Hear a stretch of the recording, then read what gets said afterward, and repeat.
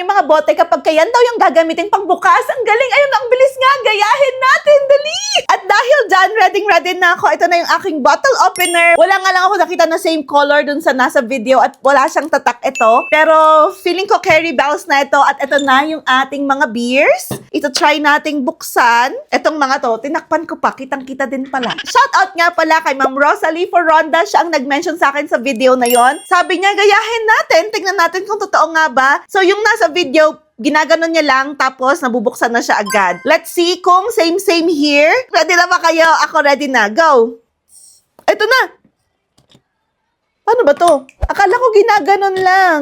Tapos natatanggal na. Isn't it? Or no? Okay, ready? Baka kasi mabasag. Parang kasing wala na... Ayun! Natanggal! Kailangan talagang i-push. Okay, isa pa.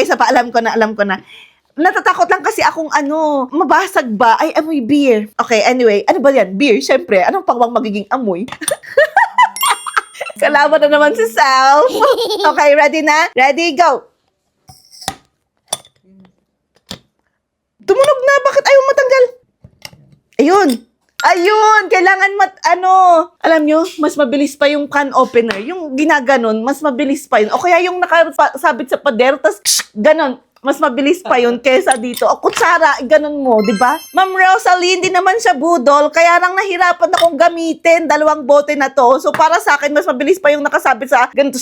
Ilang beer, ilang soft drinks, tapos bubuksan mo ang ganyan. Bukas na. Alam niyo na yung sinasabi ko, yung bottle opener na usual. So ayun lang. Kung worth it bang bilhin to, kung gusto mong nagpindot-pindot na ganyan, edi bilhin mo. Walang problema. Pero kung ayaw mo, edi gumanon-ganon ka na lang din. Kagaya ko, ayaw ko din nito. So, ayun lang. Kung gusto mo itong bilhin, ilalagay ko na lang sa baba. Pero kung ayaw mo, edi wag. Pareho tayo, ayaw ko din. Bye-bye.